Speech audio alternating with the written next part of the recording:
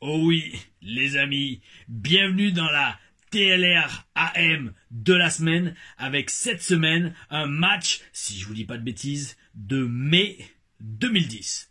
Oh oui, un match contre un catcheur anglais qui avait la spécificité de n'avoir sur une main que 3 doigts. Alors c'est une malformation génétique, mais qui vivait très bien dans tous les cas. C'était bizarre parce qu'il avait genre les deux doigts qui étaient attachés comme ça. Alors je sais pas si c'est un nom spécifique cette condition. Après il n'était pas vraiment handicapé parce que le mec avait un super physique, il catchait très bien. Il s'appelait Tango Tim Wiley, il avait un personnage un peu d'hooligan anglais à la WS, mais bref, et nous, enfin, il en rigolait même de son truc, il avait les 3 doigts comme ça, et en fait, je m'en souviens à l'époque, on en rigolait, on disait, il avait la main d'une tortue ninja. Donc, dans un sens, aujourd'hui, mes amis, une TLRAM contre Tango Tim Wiley, le mec, le catcheur avec la main d'une tortue ninja.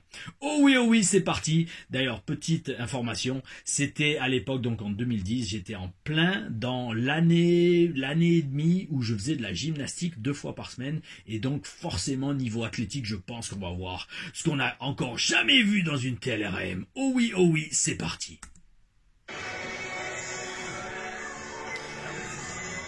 Et là, nous voyons donc Tango Tim dans le ring. On va augmenter le volume.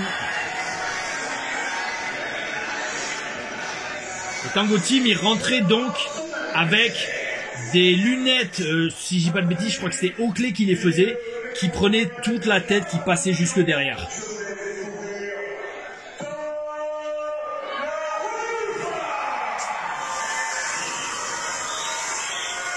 Alors voilà, c'est ça. C'était en 2010, on avait commencé les shows au cirque d'hiver.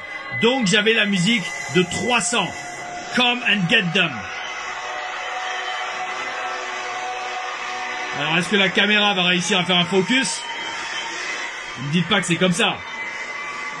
Il va falloir que j'abrège l'entrée. Ou en fait c'est le casque qui brille trop, la cape qui brille trop. Cape dorée à paillettes d'ailleurs que j'utilise très rarement.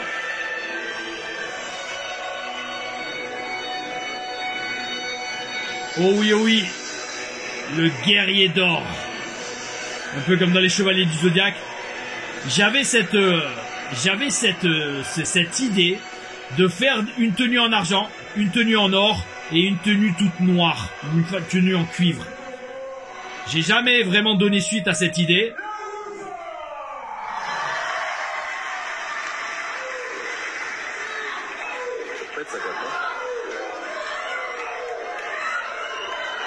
Alors, souvent c'était ça. Les foules qui n'avaient pas l'habitude de me voir, ils mettaient du temps à comprendre le aou, donc je le répétais plusieurs fois. Là, ça a pris 3 ou 4 aou pour qu'ils comprennent, entre guillemets, répétez-le avec moi les amis. Belle masse capillaire par Tom La Rufa. Donc voilà, c'est une tenue d'acier, couleur acier avec du doré.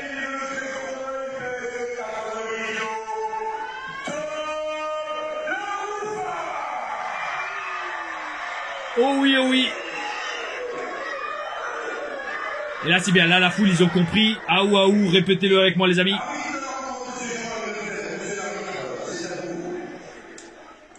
Donc comme je vous disais, Tango avait un gros physique.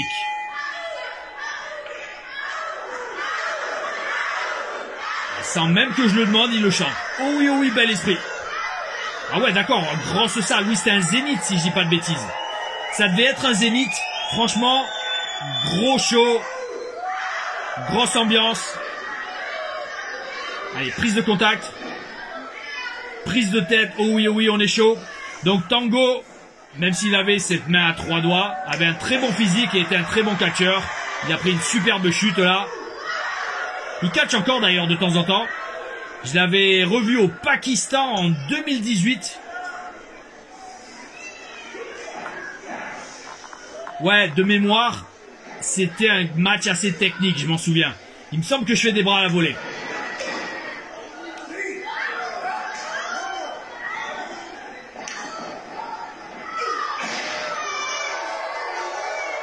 On établit clairement qui est babyface, qui est heel.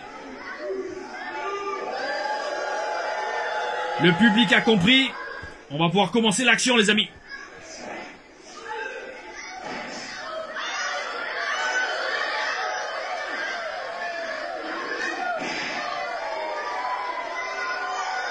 Je pense que non, finalement, on va faire pas trop de lutte. Moi, franchement, vous savez, là, je revois ce match. Et aujourd'hui, avec l'expérience que j'ai... Allez, un petit sous-tête? Non? Hop. Ah ouais, le déhanché que je ne fais plus. Il faudrait que je la refasse, cette prise.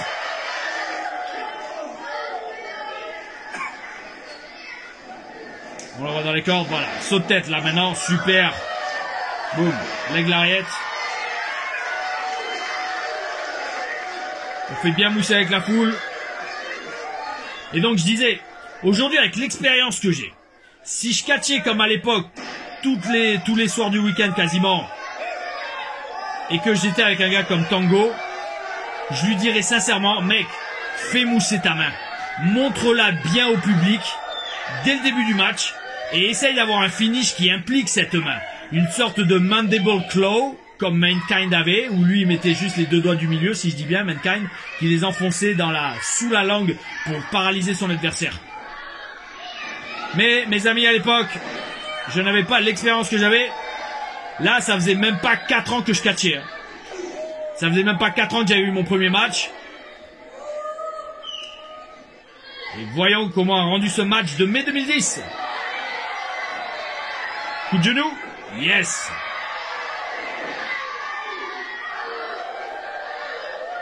Ah ouais, joli le neckbreaker, bel esprit. Ça, je le fais encore aujourd'hui, celui-là. Springboard, oh oui, oh oui. Ça, les springboards, ça fait longtemps que j'en ai pas fait. Hein. Yes. Joli. Et dégagement.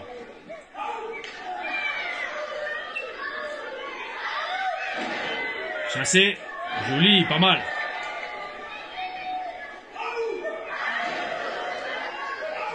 On tease le super kick. Mais ça me semble un peu tôt dans le match. Non, c'est contré. Ah ouais, d'accord. Oh là là, joli. German bien pris sur la nuque. Tombé très moyen. Tentative de tomber très moyen par Tango Team.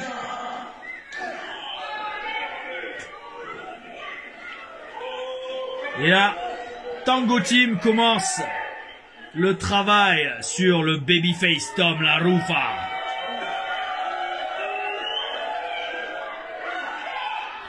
Ouais, Tango, des fois, il avait des coups un peu faiblards quand même. Hein. Le problème, c'est ça, que c'est souvent les Anglais qui venaient à la WWE, ils n'avaient pas l'habitude de bosser vraiment physique et vraiment très dur. Et souvent, j'allais dire, fallait que je leur dise, mec, frappe-moi plus fort, sinon c'est moi qui ai de frapper.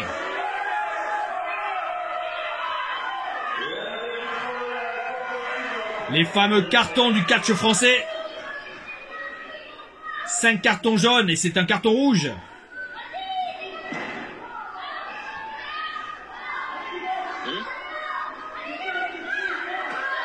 Tango Team prend une prise de soumission pour ralentir le rythme.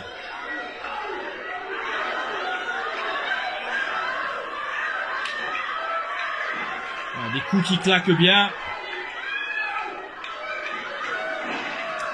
Et ben non, not today, kid. Donc ouais, mai 2010, vu la taille de la salle, c'était sûrement la tournée du choc des gladiateurs.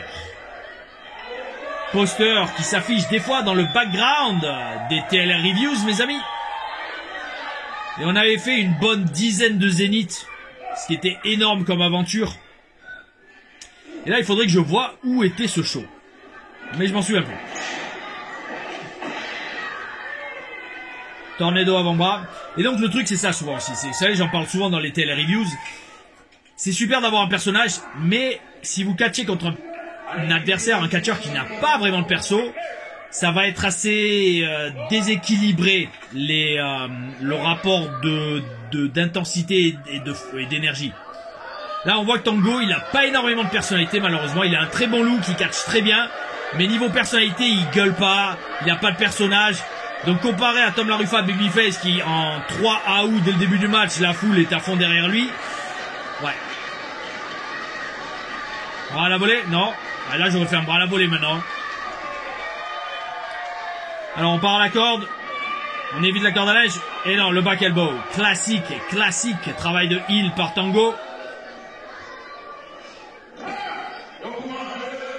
Et là, on sent, voilà. Donc, comme je disais... Alors... Non, et le truc, c'est qu'il parle même pas à la foule. Mon Dieu, Tango, qu'est-ce que tu me fais, là?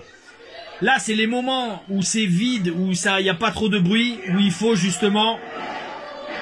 gueuler et rallier la foule contre toi. Pas derrière toi, mais contre toi.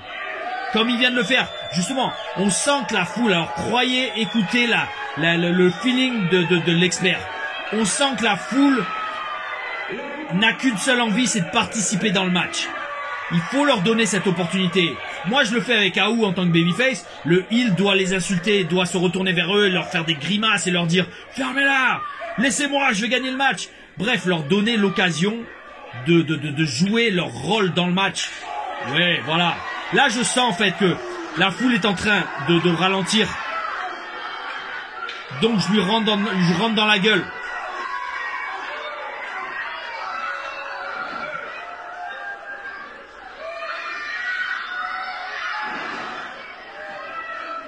Ouais, il est trop concentré sur son match. Là, franchement, les amis, si j'étais comme je suis aujourd'hui, mais je lui dirais tout le long du match, mec, travaille la foule, mec, putain, gueule, dis quelque chose. Là, moi, je les relance en faisant AOU, mais bon. À l'époque, en 2010, j'avais pas l'habitude de communiquer dans le ring et surtout d'appeler un match dans le ring.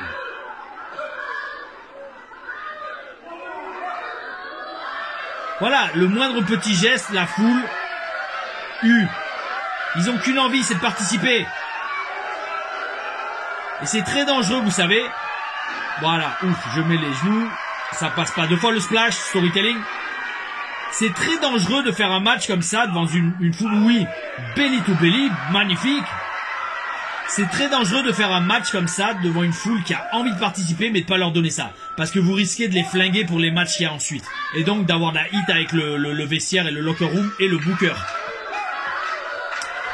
Mentalité backstage de catcheur, les amis. Uniquement sur la chaîne Tom Larufa. Aouh. Yes, allez, corde à linge ou back elbow. Ah ouais, non, forearm. J'en veux pas beaucoup, ça, des forearms. Shining Wizard, oh oui. Alors la grande question, c'est est-ce que je vais faire le salto de la 3e corde? C'est là, je faisais de la gym. Je faisais des saltos du haut des barres parallèles au club de gym juste à côté de chez moi à Nice à l'époque. Et donc, est-ce que je vais le placer dans le match? Oula, on enlève les coudières. Chair de Zeus. Coup de genou dans le ventre. Coup de genou sauté en pleine gueule. Aouh, tombé. Le temps est perdu à faire Aouh, j'aurais pas dû. Et dégagement de Tango Team Wiley.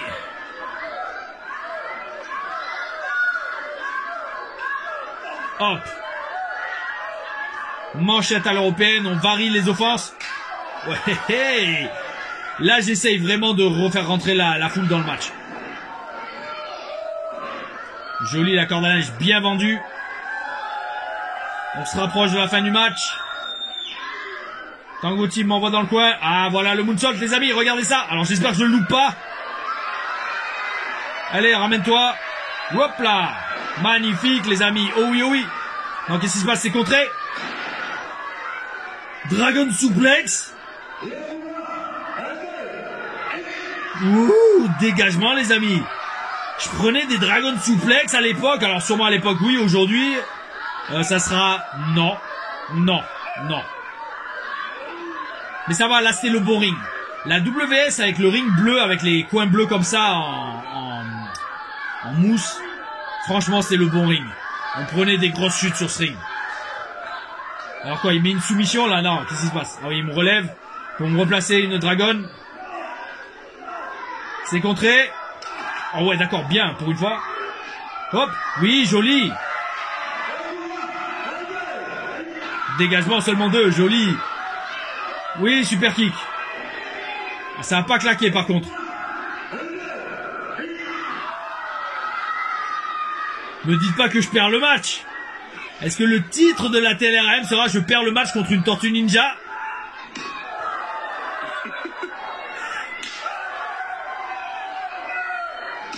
Ah ouais, d'accord.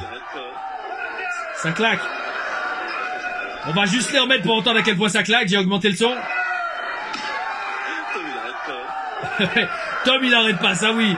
Au caméraman, il se reconnaîtra. Le mec d'internet. Qu'est-ce qu'il veut, l'arbitre? Non, ça c'est une connerie. C'est une connerie, j'aurais pas dû faire ça.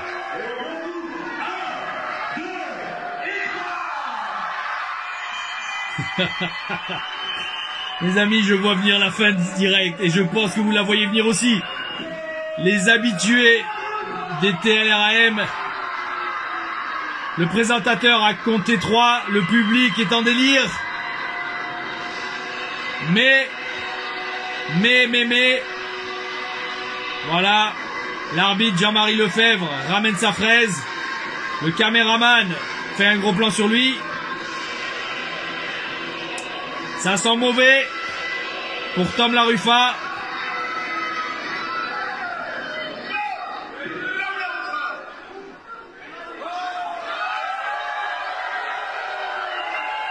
Et oui, mes amis, mettre la main sur l'arbitre de façon logique, c'est un carton rouge. Et donc, une disqualification. Vainqueur Tango Team. Et Monsieur Jackie monte sur le ring pour imposer la décision du corps arbitral. Donc mes amis, oui, en effet, ce soir-là, le 2 mai 2010, j'avais bel et bien perdu un match contre Tango Team Wiley qui avait la main d'une tortue ninja. Je vais lui envoyer ce match, ça va être énorme de revoir tous ces souvenirs. Mes amis, si vous avez aimé cette vidéo, cette TLR-AM, merci de liker la vidéo, de partager, de vous abonner à la chaîne, de mettre la petite cloche. Et je vous souhaite à tous une bonne semaine, une bonne soirée. Et bien évidemment, gardons tous le bel esprit. Aouh!